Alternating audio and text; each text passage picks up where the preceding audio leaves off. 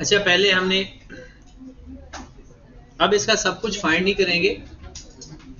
अब हमने requirement approach के साथ जाना है। पेपर में जो पूछा है वो किस तरह से बताना है, इसकी हमारी प्रैक्टिस होनी है। क्वेश्चन की अगर आप रिक्वायरमेंट पढ़ो तो लिखा हुआ है prepare ledger accounts pertaining to the plant and machinery for the year ended December 2018।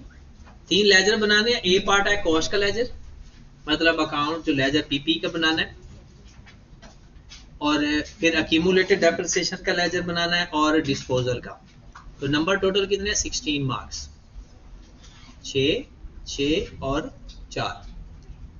अब हमारे पेपर के हिसाब से अगर मैं पेपर पॉइंट ऑफ व्यू से बताऊं आपको कि जो पेपर की आपकी शीट होगी उसके ऊपर ना हर पार्ट के लिए अलग पेज होता है।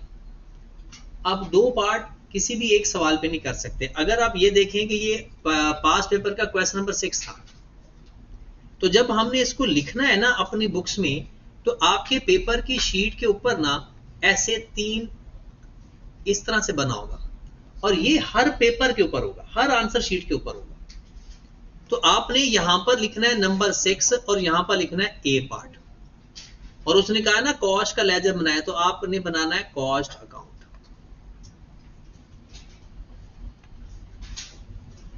ये आपका ए पार्ट है। अब इसके 2 मेथड आगे फर्दर है। ऐसा कर लो, ए पार्ट, फिर उससे अगले पार्ट पे, अगले पेज पे ए पार्ट की वर्किंग, फिर बी पार्ट, और उससे अगले पेज के ऊपर बी पार्ट की वर्किंग। या एक तरीका ये होता है कि पूरा एक सवाल को अब तो हमें कंफर्म है ना 3 पेज पे आना है क्योंकि 3 पार्ट है। तो आप ऐसा करो कि अपना दूसरे पेज के ऊपर लिखो बी पार्ट, तीसरे पेज के ऊपर लिखो सी पार्ट, और चौथे पेज के ऊपर हेडिंग दो वर्किंग की। एक और तरीका, वो तरीका कार क्या है कि अगर आपको लगता है कि अच्छा ये जो ए पार्ट है वो यहां पर ही आएगा, इसके नीचे वर्किंग की हेडिंग दे दें, लेकिन लाइन छोड़ के, लाइन 1-2 छोड़ के नीचे लाइन लगा के। हाँ, एक बात आपको कंफर्म होनी चाहिए कि ये जो वर्किंग है ना बस इतनी एक ही है। अगर वर्किंग ज्यादा है ना फिर चौथे पेज पे ले जाओ, वहां पर वर्किंग का रेफरेंस, वहां पर लिखना वर्किंग 1, वर्किंग 2, जैसे वर्किंग के हर वर्किंग का नंबर देना। वहां से कोई भी वैल्यू उठाकर आपने लेजर में लिखनी है तो वहां वर्किंग का रेफरेंस दे देना। अगर वो वर्किंग का आपको आंसर देखना चाहता है तो वहां आकर देख लेगा कि अच्छा ये वर्किंग कहां से आई। ठीक होगी बात। तो यहां पर हम सवाल शुरू करते हैं कि सवाल के अंदर ये बहुत आसान सा सवाल है क्योंकि इंट्रोडक्शन टू अकाउंटिंग में आया हुआ है। इंट्रोडक्शन टू अकाउंटिंग पहले आपको पता है 2022 से पहले वो पार्ट ऑफ द कैफ थी, तो इसलिए ये उस टाइम का सवाल है। तो लिखा हुआ है 1 जनवरी 18 को कॉस्ट और अक्यूमुलेटेड एक्शन का ब्रॉड ऑन जो है ये 12,700 और ये 6240। रुपीज इन 1000 लिख लेते हैं।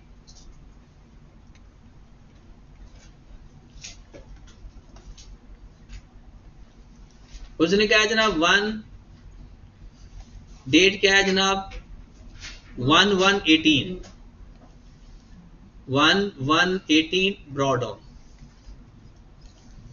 हमारे पास जो ब्रॉड ऑन की वैल्यू है वो है जनाब 12700, 12700। ठीक होगी बात। अब इसके बाद अक्यूमुलेटेड एक्शन का जब लेजर बनाएंगे तब देखेंगे। वैसे अगर आप चाहते हो तो बी पार्ट भी हम साथ शुरू कर देते हैं। ये आपका एक तरह का अगला पेज होगा क्वेश्चन नंबर 6 का बी पार्ट, अक्यूमुलेटेड डेप्रिसिएशन का लेजर। 1/1/18 आपने वो डेट, रुपीस वो सब लिखना है लाजमी। Broad on 6240। ओके होगी बात। अब ये तो उसने खुद दे दी बातें, जो जो बातें गिवन है पहले वो लिख लेते हैं। लिखा हुआ अप्रैल 18 को at old machine having fair value. याद रखें जब दोनों एसेट्स की फेयर वैल्यू बताई हो और आगे कुछ ना बताया हो तो fair value of old asset is reliable. तो उसने कहा है कि पुराने एसेट की फेयर वैल्यू 340 है और आपने एक्सचेंज किया और बैलेंस प्राइस कितनी पे की 680। द लिस्ट प्राइस ये तो खत्म हो गई, इसकी कोई वैल्यू नहीं रही। The old machine had acquired 870, कब खरीदा था 1950। उसने एक तरह का ना सारे बातें बता दी। अब हमें एक्सचेंज की बातों का सब क्या पता है। एक्सचेंज के केस में एक एडिशन हो रहा होता है और एट द सेम टाइम एक डिस्पोजल हो रहा है। तो जो एडिशन हुआ है उसको लिखने का तरीका भी सीख लें कि हमने डेट कौन सी है 1 अप्रैल 18 1/4/18। आपने एक तो पुरानी मशीन दी और साथ आपने कैश या बैंक दिया। तो कितने की ओल्ड मशीन दी? नहीं 340 की टोटल ऐसा है, बल्कि fair value old asset plus minus cash, तो ओल्ड एसेट 340 है प्लस 680 और साथ एक डिस्पोजल भी हो गया इसी डेट को 1/4/18 डिस्पोजल 8। ये बात सबको पता चली। और ये सारा ये डिस्पोजल है, ये पैसे दिए और ये उसकी फेयर वैल्यू। अब एक्सचेंज के बाद क्योंकि मैंने सारे सवाल एक्सचेंज के आपको एक ही शीट के अंदर दे दिए थे ताकि बार बार हमें एक्सप्लेन ना करना पड़े। अगर फिर भी एक्सप्लेन कभी जरूरत पड़ जाए तो मुझे बता देना, उसको मजीद एक्सप्लेन किया जा सकता है। अगला तीसरा पार्ट कहता है 1 Feb 2018 को क्या हुआ। A plant having a list price 10 million was acquired. A trade discount 5% allowed. इसका मतलब है उसकी लिस्ट प्राइस है ये, तो 10,000 मल्टीप्लाइड बाय 5% कितना आ गया 500 माइनस कर देंगे। फिर आगे कहते हैं the plant was ready for use on 1 अगस्त। याद रखें जब रेडी फॉर यूज होता है उस दिन के बाद डेप्रिसिएशन लेना स्टार्ट करते हैं। ये बात आपको याद रखनी चाहिए। डेप्रिसिएशन कब लेते हैं? कब? जो स्टैंडर्ड अल्फाज कौन से? Available for use.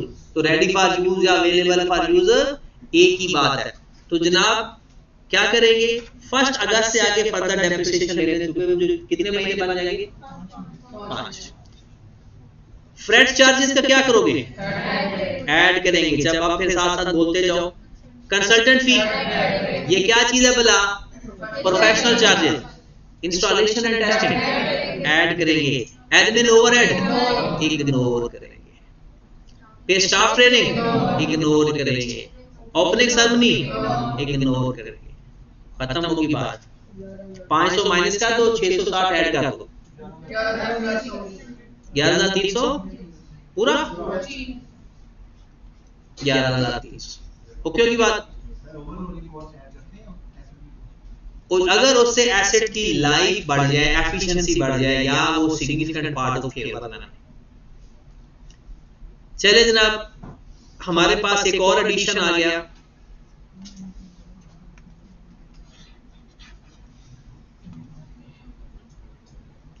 किस डेट को? 1 फेब को डेप्रिसिएशन लेना करेंगे उस दिन, लेकिन एसेट तो हमारे पास आ गया था, तो इंस्टॉलेशन में टाइम लग गया। बल्कि 1 अगस्त को ज्यादा बेहतर होता है। आपने रिकॉग्निशन क्राइटेरिया क्या पढ़ा था? प्रोबेबल इकोनॉमिक बेनिफिट और कॉस्ट मेजर्ड रिलायबल। और जब 1 अगस्त को 1 फेब को लेकर आए थे तब कॉस्ट तो 10,000 थी। ये जो बाकी की कॉस्ट ऐड हुई है रिलायबल का वो कॉस्ट मेजर कब हुई? जब टेस्ट कंप्लीट हो गया, सारा कुछ हो गया कि अब ये इसकी कॉस्ट है। तो रिकॉग्निशन का मतलब है हमने उसको अपना एसेट कब माना है एज अ पीपीई। किस दिन मानना है? जिस दिन उसकी कॉस्ट मेजर्ड रिलायबल। तो जो 1 फेब को कॉस्ट थी वो तो उसकी सिर्फ लिस्ट प्राइस थी। हमारा एसेट काबिल इस्तेमाल कब हुआ? 1 अगस्त को। तो कितना कैश के नाम से लिख देते हैं सबको? 11,300। फिर last one is 31 October 18 another machine was sold for rupees 334. It was acquired on 1 January 2015 and जिसकी नेट बुक वैल्यू है किस दिन की? ये भी एक अच्छा कॉन्सेप्ट आ गया। ये कॉन्सेप्ट हमारा मिस हो रहा था जी। वो कहता है कि एक एसेट जिसको आपने बेचा कितने का और खरीदा कब था? 1 जनवरी 15 को, लेकिन उसकी बुक वैल्यू कब की बताई हुई है? 1/1/18 की। ये तो हमारे लिए उसने आसानी कर दी। हमें साल के शुरू की बुक वैल्यू चाहिए होती है, उसने खुद बता दी। A cost of ₹25,000 was incurred on a, ये भी एक चीज आपके लिए नहीं है। अच्छा, इसकी एंट्री में कुछ और होता है, लेजर बनाते वक्त कुछ और होता है। एंट्री जब डिस्पोजल कॉस्ट आ जाए ना, तो इसकी एंट्री क्या होगी? Disposal cost debit cash credit, disposal to cash, क्योंकि कैश जा रहा है ना, तो कैश क्रेडिट करेंगे और डिस्पोजल या डिस्पोजल कॉस्ट डेबिट करेंगे। लो मेरे भाई, ये एसेट बेचे, इसकी कॉस्ट कितनी थी बताइए या नहीं? तो फाइंड कर लेंगे।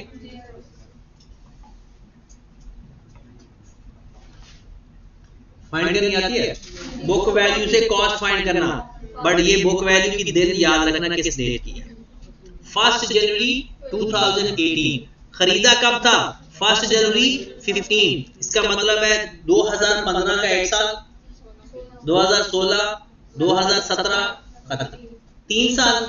तो फार्मूला लगा दो, book value is equal to cost into 1 minus R की power T. Book value given है 5,12,000, कॉस्ट हमने फाइंड करनी है, रेट क्या है?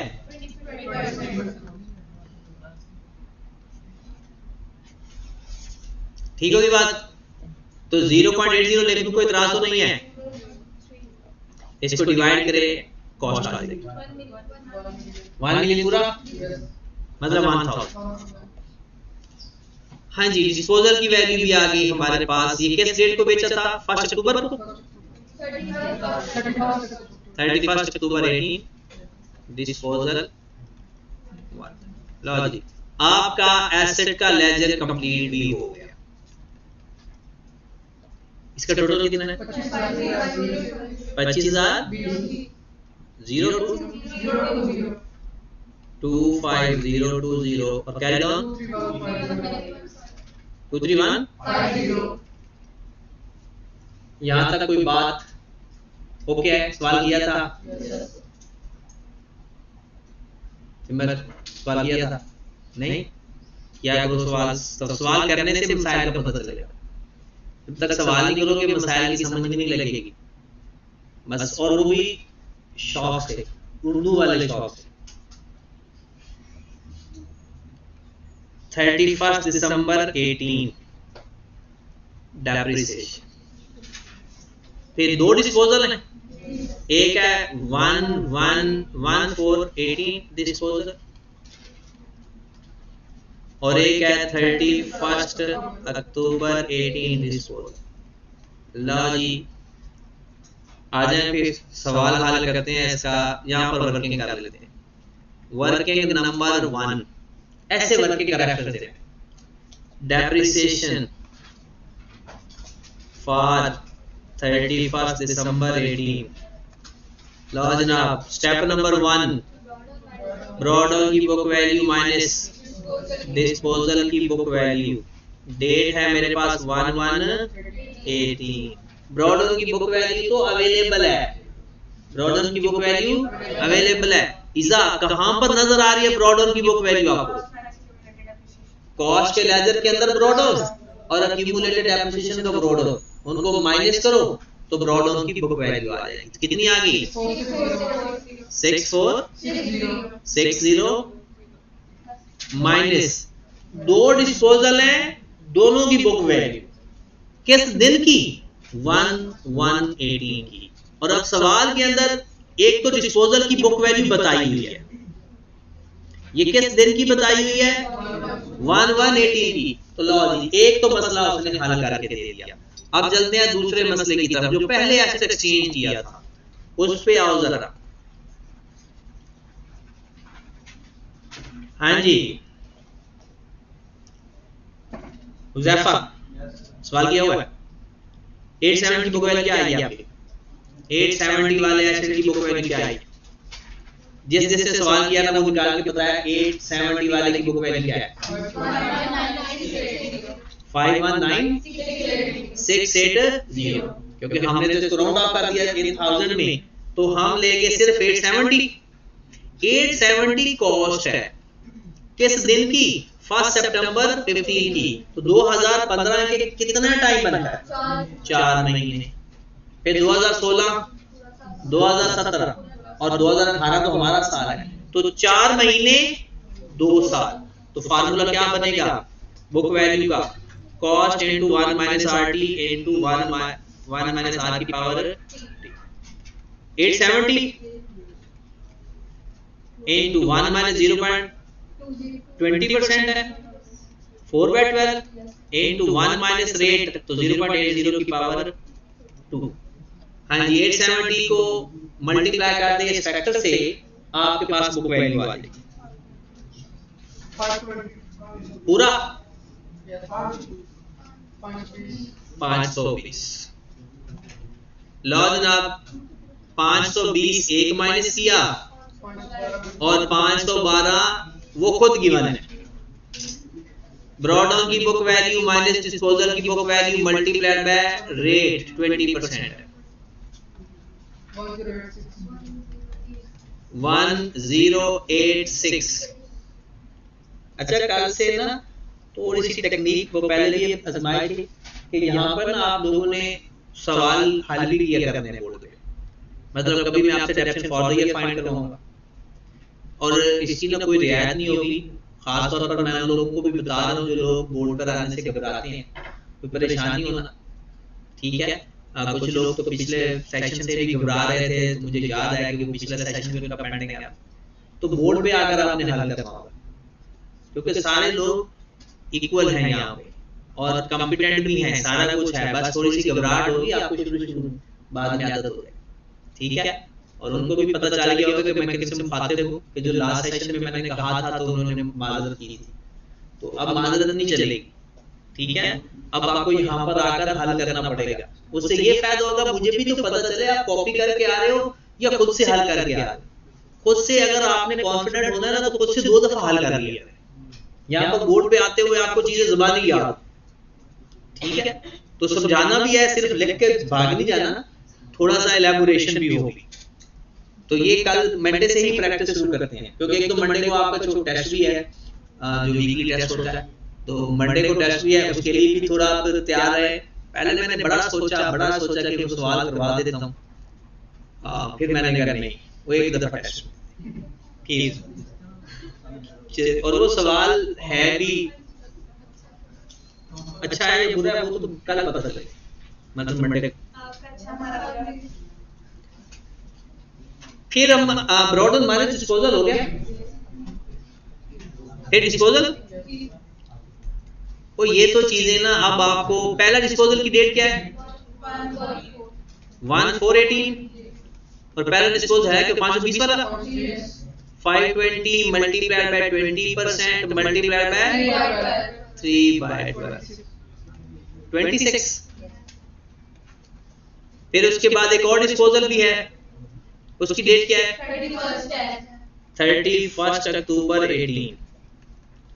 उसकी book value 512 multiplied by 20% multiplied bye 10/12 85 कर लेते हैं। एडिशन भी है, पहला एडिशन 1 फर्स्ट अप्रैल है 18 कितने का 1020 मल्टीप्लाई, वो जो कैश भी दिया था साथ, मल्टीप्लाई बाय कितना, और एक और एडिशन भी है किस डेट को 1 अगस्त 18, जिसको डिडक्शन करनी है जिस दिन से, कितने का 11300 multiplied by 20% multiplied by 5 by 941। लो कितना आंसर आ गया 229। अब डेप्रिसिएशन फॉर द ईयर आ गई ना, और WDV मेथड के सबसे अच्छी बात यही है कि डेप्रिसिएशन आ जाए ना तो सब कुछ आगे फाइंड हो चुका होता है, तो बाकी हमें चाहिए एक्यूमुलेटेड डेप्रिसिएशन ऑफ डिस्पोजल, वो तो वैसे ही फाइंड हो जाएगी। चलिए, एक डिस्पोजल की डेप्रिसिएशन है 26 पहले वाले की, और दूसरे की 85 इस साल की, और जरा वैल्यू पुट करते हैं। डेप्रिसिएशन लिखेंगे वर्किंग नंबर 1 कितना है 2291। और चलो जरा डिस्पोजल की डेफिनेशन फाइंड करके आते हैं। इस एसेट की कॉस्ट थी 870, ऐसा है, माइनस 520 उसकी बुक वैल्यू की साल के शुरू तक, कितना आ गया डिफरेंस? इसका डिफरेंस कितना आ गया? नहीं ये दोनों का डिफरेंस कितना? 350 पूरा।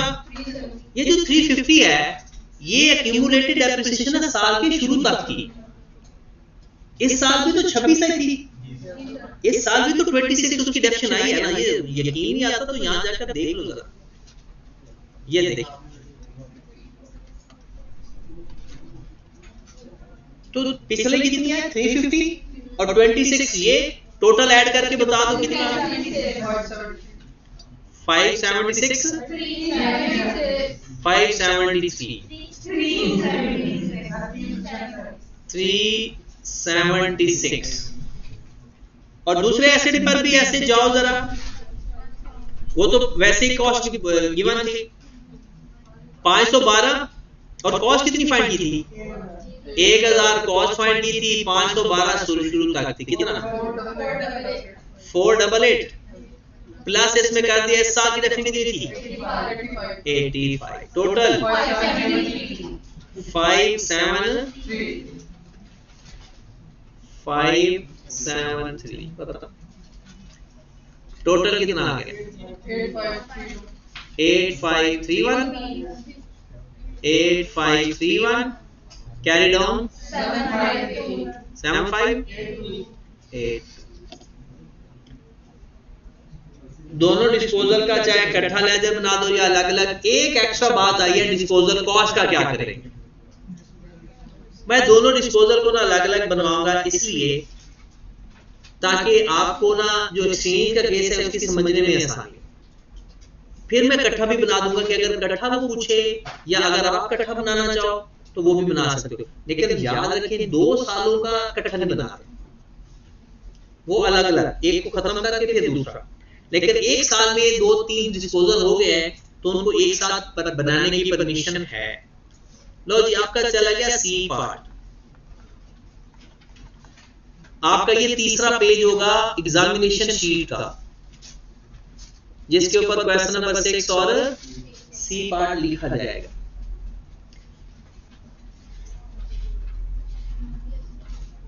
जी तो सवाल क्या हो गया जनाब, इसमें डिस्पोजल का लेजर बनाते हैं। पहले एक्सचेंज वाला पकड़ते हैं। किस डेट को एक्सचेंज हुआ था? 14। तो उसकी कॉस्ट कितनी थी? उसकी एक्यूमुलेटेड कितनी थी? तो फिर ये 870 लिखो ना जी। आपने उसके बदले कैश लिया, वो इंश्योरेंस मिली, उसके बदले क्या लिया? कैश या नया एसेट?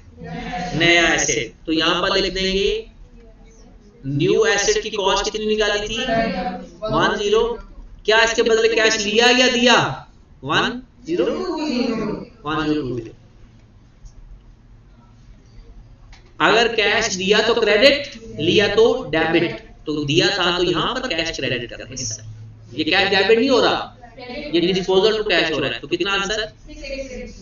6। जो डिफरेंस है वो गेन है या तो गेन है लॉस। स्टेटमेंट ऑफ प्रॉफिट और लॉस कितना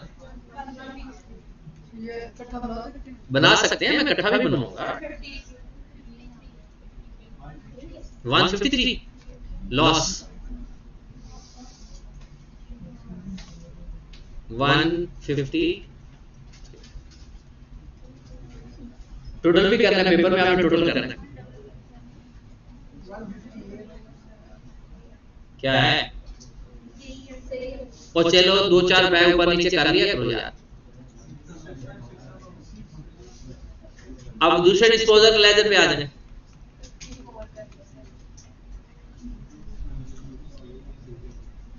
हाँ जी दूसरे डिस्पोजल की बात कर लेते हैं। क्या आएगा? 31 अक्टूबर 18 उसकी कॉस्ट क्या थी? कितना डेप्रिशिएट हो गया था? 570।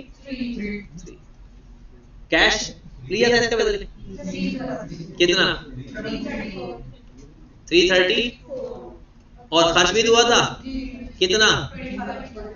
इसके दो तरीके हैं, या 334 से नेट ऑफ करके लिख दो या दोनों का अलग अलग लिख दो, ये आपकी मर्जी है, जैसे मर्जी लिख दो, क्योंकि कैश कैश है ना, तो कैश कैश से कंपनसेट हो सकता है, नेट करने की इजाजत है। ये ना लॉस तो एसपीआई 1025 कितना? 118। ये सवाल था आपका, चेक कर लें कहां कहां पे गलती थी।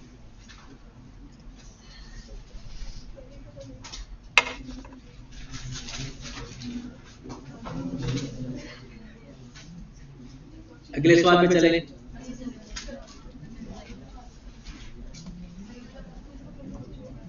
अगला कौन सा सवाल है?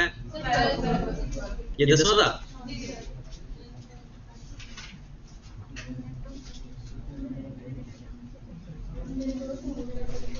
सेम क्वेश्चन था ये तो क्वेश्चन सेम है, बस नंबर ही चेंज है। लेकिन ये 2018 में क्वेश्चन नंबर 5 था। ए पार्ट इसका 3 नंबर का था, जो कि होना भी यही चाहिए, और एक्यूमुलेशन 5 नंबर का, ये थोड़े ज्यादा नंबर है, क्योंकि मेन इसके 6 होने चाहिए थे, क्योंकि ये काम हो जाए तो बाकी तो हो गया। चले, बैलेंस गिवन है दोनों का। A machine acquired this having net book value on for January। ये क्वेश्चन एग्जैक्ट सेम है, बस मैं ना उसकी डिस्पोजल की आपको 2 एंट्रीज पास करवा देता हूं। अजय जो कंबाइन अगर लेजर बनाना था ना, तो वो कैसे बनाते हैं, फिर अगले कांसेप्ट पे चलते हैं।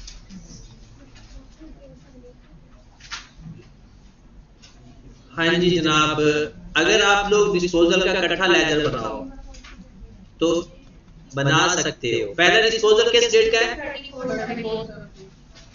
30th 70 18 ईयर था हमारा। ओ नहीं, मैं क्वेश्चन नंबर वो पिछले का डिस्पोजल बनवा रहा हूं, कंबाइन। इस सवाल पे तो जा ही नहीं रहा।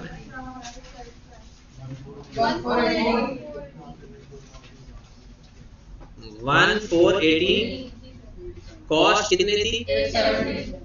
870। दूसरे की डेट 31 अक्टूबर 18, उसकी कॉस्ट कितनी थी? ठीक है, और एक्यूमुलेटेड ऐसे दोनों की प्लस करके, नहीं प्लस तो नहीं, डेट अलग अलग है ना। डिस्पोजल 1 की कितनी थी? 376। डिस्पोजल 2 की क्या थी? 57। एक के बदले कैश आया कितना? 309 नेट करके बताया। चलो, और दूसरे के लिए न्यू एसेट आया। न्यू एसेट कितने का था? 10, और उसके अगेंस्ट कैश के जा भी रहा था। लो जो डिफरेंस आएगा वो एसपीआई। दोनों को मिलाकर देखें तो वही बनेगा। हाँ जी, अलग अलग बना सकते हैं, इकट्ठा भी बना सकते हैं, ये आपके ऊपर। हाँ, अगर वो स्पेसिफाई कर दे तो फिर जो वो कहेगा वही। हमारा एक कांसेप्ट मिस है, वो आज उसकी प्रैक्टिस करते हैं ताकि हाँ जी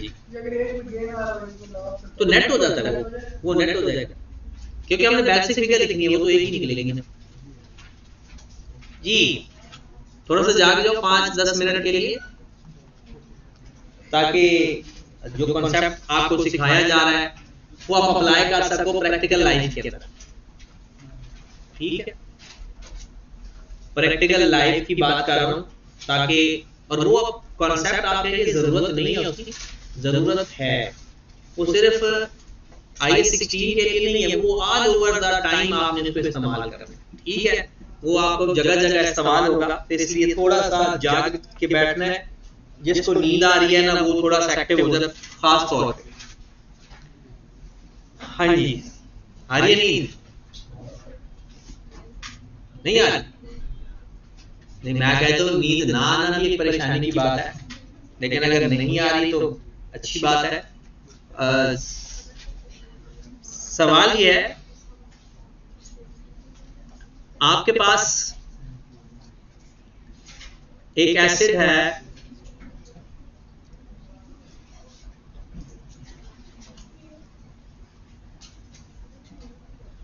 acid has net book value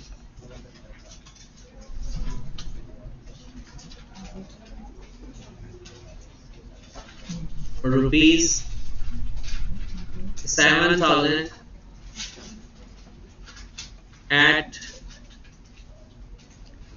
31st March 2023, which was purchased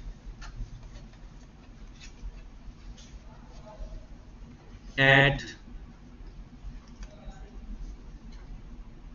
1/7/2019, 1920 कर लो, एक साल की बचत करवा देता हूँ।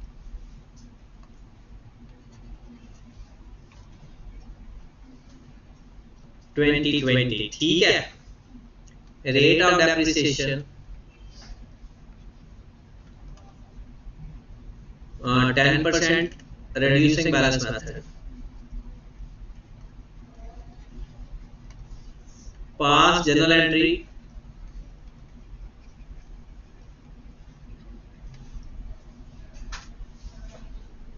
at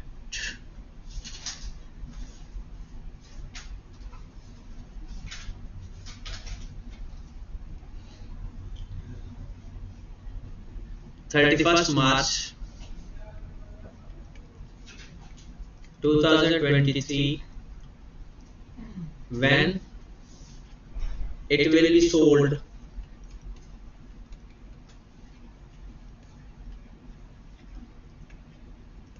rupees 7,200। लो इसकी जनरल एंट्री पास करके दिखाएं मुझे, किस दिन की, इस एसेट से रिलेटेड 31st मार्च 2003। जल्दी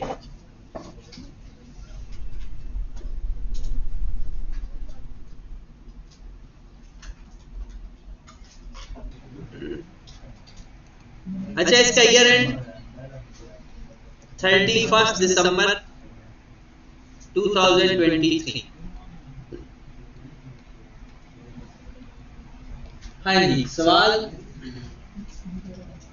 अच्छा, बाद में जब कोई रिकॉर्डिंग सुनता है ना, तो क्योंकि वो ज्यादा टाइम ना हो जाए, मैं आपका जब सवाल हल कर रहे होता ना तो रिकॉर्डिंग पॉज कर देता हूं। लेकिन जब आपने रिकॉर्डिंग सुननी है, कभी जरूरत पड़ जाती है, तो आपने भी ऐसा करना है कि स्टॉप करके रिकॉर्डिंग, पहले सवाल हल करना है, फिर रिकॉर्डिंग चलानी है। अगर ऐसे नहीं करोगे ना, तो फिर आपके अंदर वो चीजें जो डिवेलप करनी है वो डिवेलप नहीं हो पाएंगी। जो चीज सिखानी है ना, वो ये नहीं थी जो आपने की है, ये तो आपको पहले ही पता था। नई चीज इसमें आपने सीखी नहीं, नई चीज सिखाता हूं। पहले तो पुरानी चीज पर काम करते हैं ना। देखिए, आपकी जब डिस्पोजल होता है ना, एंट्री पास होती है कैश डेबिट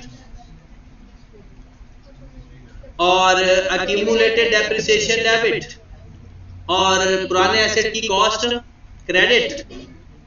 जो डिफरेंस आएगा गेन या, बल्कि गेन या लॉस का तो पता हुआ है, गेन बताया हुआ है, SPL 200। और कैश कितना गिवन था? 70। आपको अक्यूमुलेटेड डेप्रिसिएशन भी नहीं बताई या बताई हुई है, क्योंकि कॉस्ट का नहीं पता। अब हम चाहे तो ऐसा कर सकते हैं कि यहां पे बुक वैल्यू को आप फार्मूला लगाते हैं, वो जो हमें कॉस्ट इनटू 1 - RT, वहां से कॉस्ट फाइंड कर सकते हैं। बस इस बात का ख्याल रखना है कि WDV के अंदर जो मंथ होंगे उसके ऊपर पूरा फार्मूला नहीं लगेगा। आपने कब खरीदा था एसेट? 1/7/20 को 6 महीने, और बेचा कब था? और ये बुक वैल्यू किस डेट की है? इसका मतलब हमारा टाइम 2020 से शुरू होता है और 2023 तक जाता है। 2020 के 6 महीने, 21 और 22 पूरे साल, और फिर 3 महीने। तो हमारा फार्मूला भी कुछ इस तरह से बनेगा कि कॉस्ट हमने फाइंड करनी है, जो कि आ जाएगा cost into 1 minus R T, 1 minus R की पावर टी और 1 माइनस आर टी, यही फार्मूला बनेगा। अब आपने जैसे इसकी बुक वैल्यू गिवन थी 7000, आपने कॉस्ट की जगह एक्स रख लिया, 1 माइनस 0.1 मल्टीप्लाइड बाय 6/12, फिर 0.90 की पावर 2, 1 माइनस 0.10 मल्टीप्लाइड बाय 3/12। तो ये फैक्टर सारा डिवाइड किया तो एक्स की वैल्यू आ गई कितनी, 9330। तो 9330 समझ लग गया। और अक्यूमुलेटेड डेप्रिसिएशन भी पता चल गई होगी। अब ये कॉस्ट है और ये बुक वैल्यू, इसका जो डिफरेंस है एंट्री पूरी हो गई। हमने नया क्या सीखा, कुछ भी नहीं। अब नया सीखने जा रहे हैं, आए जरा। और ये बात तो सबको समझ आना, पहले भी इसके ऊपर काम किया हुआ है। एक और तरीका है, ये पंखा बंद कर दो थोड़ी देर के लिए। हाँ जी, एक और तरीका, वो कौन सा तरीका है? आपके पास 31 मार्च 2023 की बुक वैल्यू है 7000, ऐसा है। ये एसेट आपने खरीदा था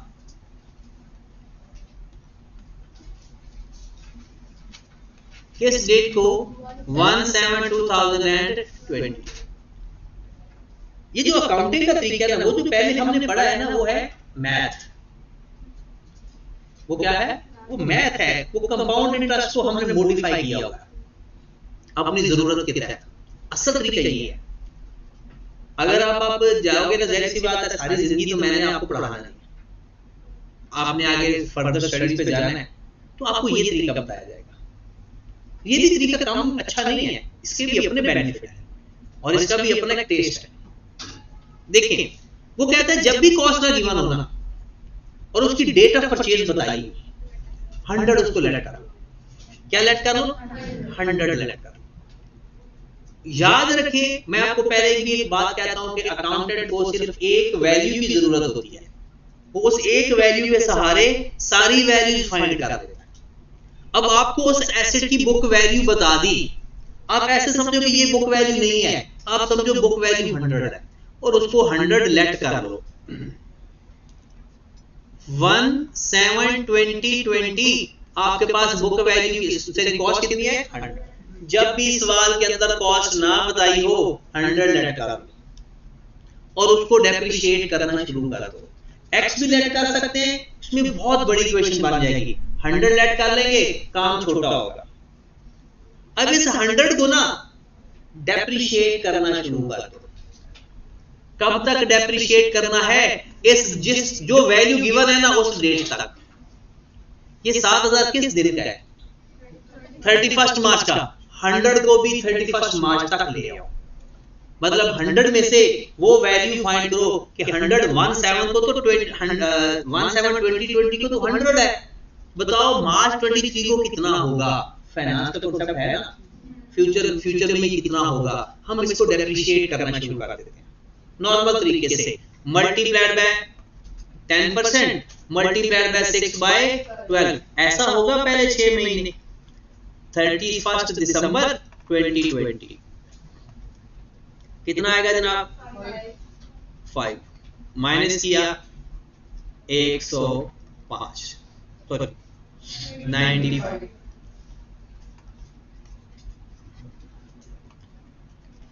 95। फिर इसका 10% लिया,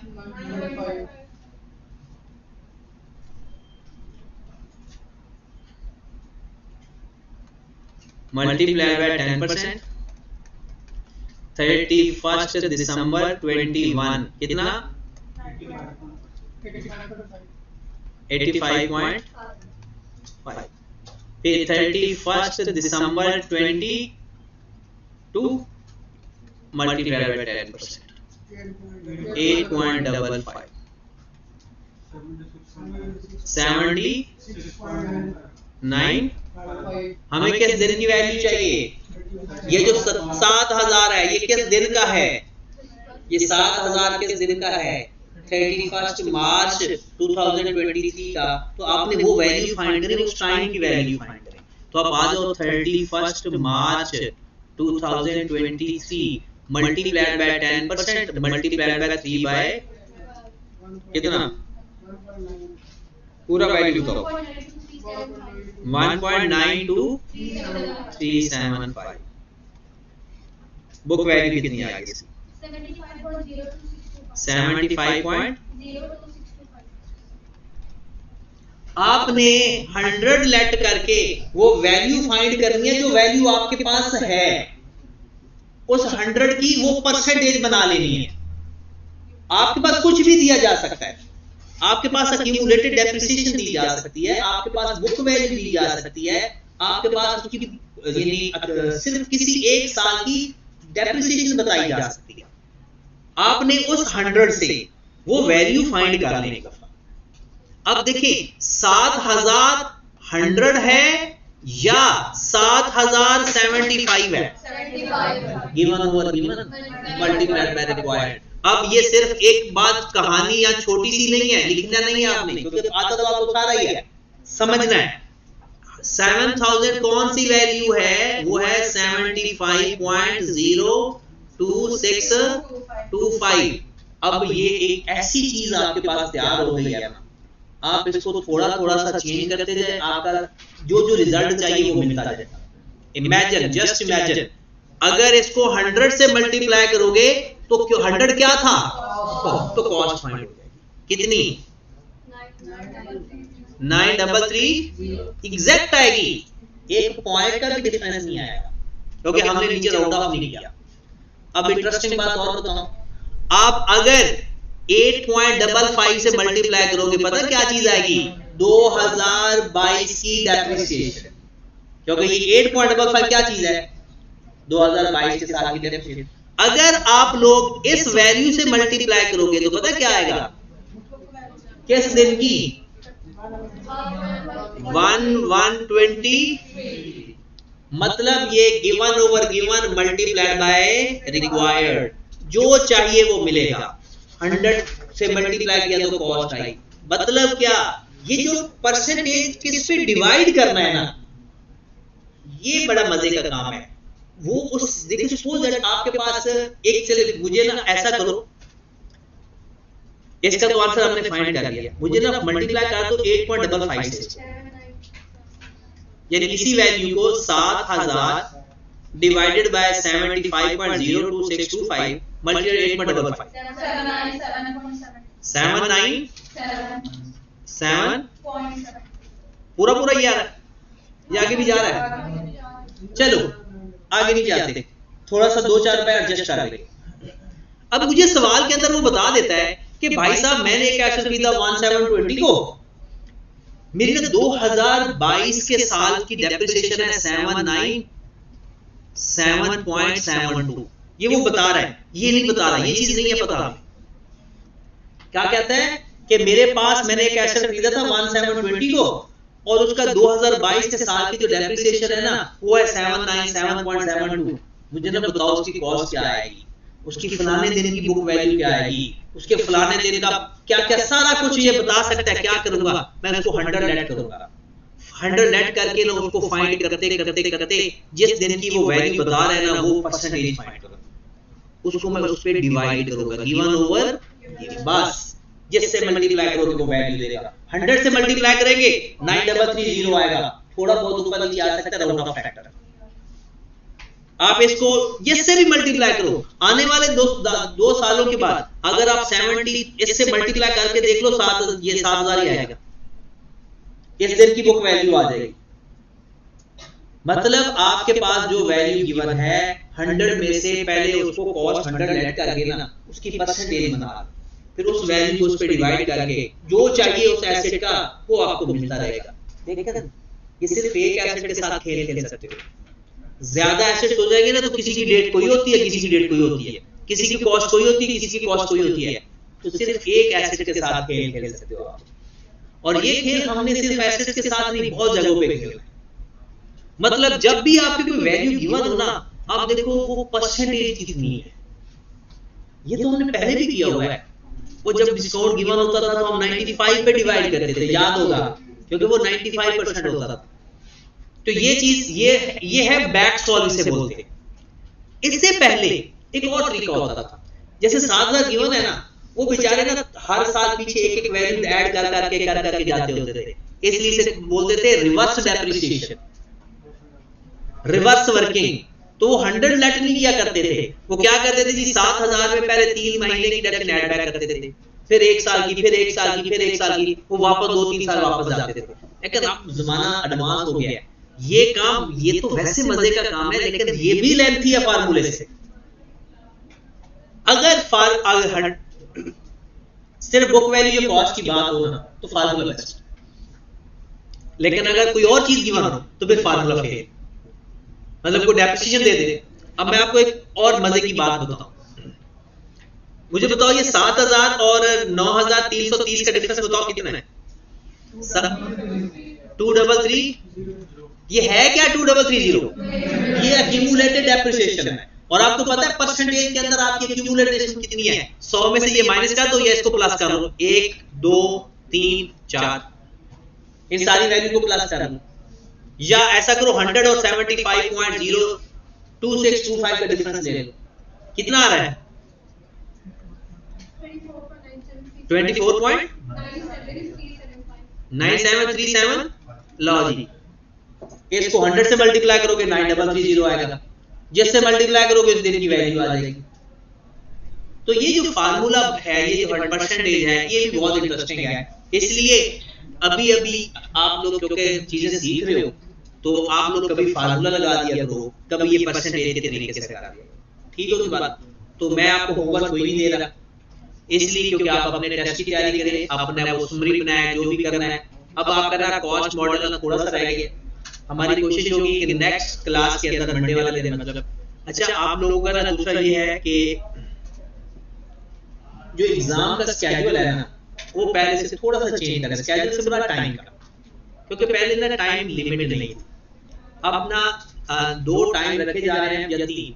जैसे एक टेस्ट होगा सुबह 9 बजे से लेकर 10:30 बजे तक, एक पूरा टाइम होगा, जिसके दिन 9 बजे आए 10:30 बजे नहीं। फिर दूसरा टाइम है 12:30 बजे के बाद, उसका एक टाइम फिक्स किया जाएगा, वो फिक्स टाइम में जाकर, ताकि आप लोगों के अंदर एक डिसिप्लिन आए। पहले जो था ओपन टाइम था कि सुबह 8 बजे से लेकर 3 बजे तक कोई भी जब मर्जी टाइम टेस्ट देने चले जाता, अब नहीं ऐसा करने लगे। अब हमने एक टाइम स्केड्यूल रखने लगे, 3 स्केड्यूल होंगे, और हर स्केड्यूल का एक टाइम फिक्स होगा कि भाई जो इस फेज में आना चाहता है वो इस टाइम से इस टाइम तक आए, कभी भी कोई भी ना आए, ताकि ना थोड़ा सा डिसिप्लिन है। पेपर में करीब आते जा रहे हैं, तो वैसे वैसे अब हमारी प्रैक्टिस भी उस तरह की होनी चाहिए, ठीक है? तो फिर अगर होमवर्क आपने लेना भी है तो प्रैक्टिस ही है, तो अगर नहीं तो मैं कहता हूँ कि बेहतर है कि आप खुद ही करो प्रैक्टिस, ताकि आपका टेस्ट अच्छा बने।